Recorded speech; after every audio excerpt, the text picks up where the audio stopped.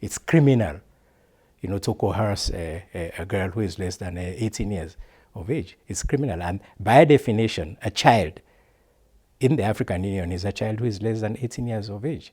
Can you imagine your own daughter composing a poem out of her own preventable pain and experience? Unusual disease is about to take my life. I will leave this world with pains and tears, remembering I'm affected because of you.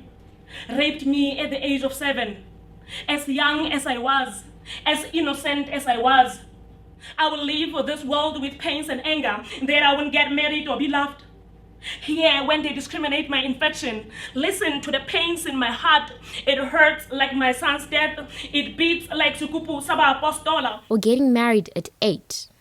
Marrying people at the age of 8 is not right. It is not only marrying. It's like the Maasai customers. If a man goes to your house and you're pregnant, they give you a ring, you wear it on your small finger.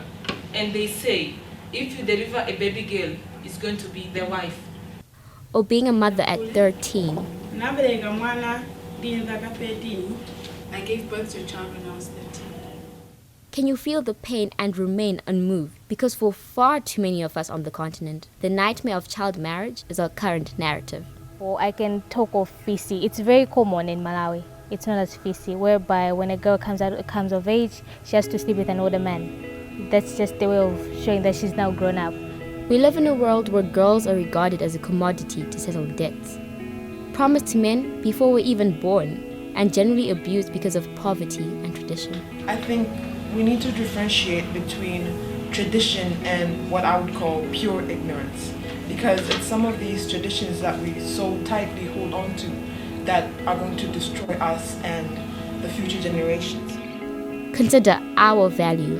Before we can send our girls to school and before we can do all this, because it would be great, but we need to change our perception of the value of a woman. We need to make it the value of an individual, a human being, before the value of anyone else's object. Being a woman doesn't mean that you cannot be a leader.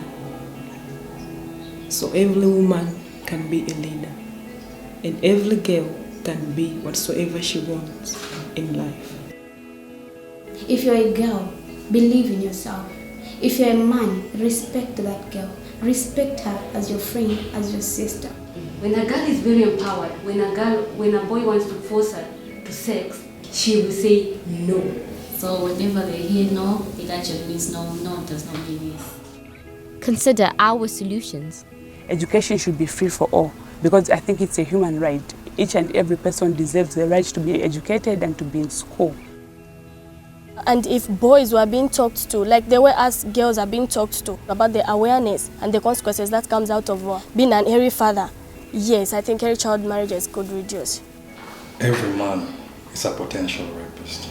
If we are able to address this through Ujama Pamozi Lawrence, by being a bystander intervener, our sisters will all be safe. And bring us to the discussion table.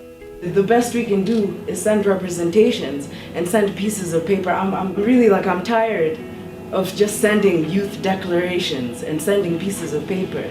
I think another part of it is just giving us space in the room.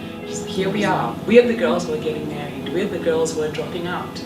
They're seeing us, they're hearing us, and it can't be denied when the physical people are actually there, can it? With your support and the enactment of laws, we're beginning to see a change.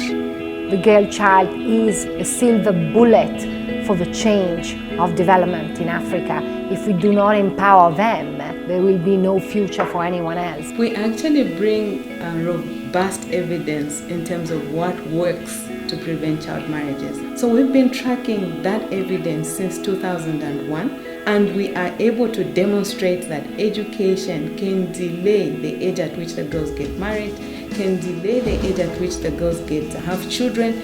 The young women become economically independent. They're able to support themselves and support their families. We are also working on the Children's Code Bill. This is a bill that is trying to bring all the different pieces of legislation to protect children into one, so that we can effectively protect our children. So the Children's Code Bill will soon be taken to Parliament so that it becomes law. And once that one is low, I think we'll be assured as a country that a lot of our children will be protected from all these vices. You've supported in Zambia over 200,000 girls that are in school, that are coming out of school, that are engaged and speaking against this vice and helping other young girls and women not to fall into the trap.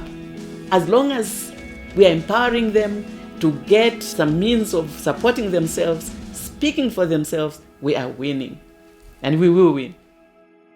We were very satisfied when that bill passed. We were at Parliament when the bill was being passed, engaging with the Minister of Gender herself and as well as other stakeholders. But the passing of a law is only the beginning, because it is the enforcement of the law that truly changes the lives of the girl child at the local level.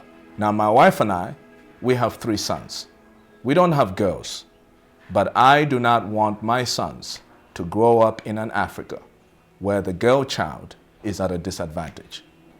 The activity of marrying girls very young is condoned by the women themselves, old women in the villages.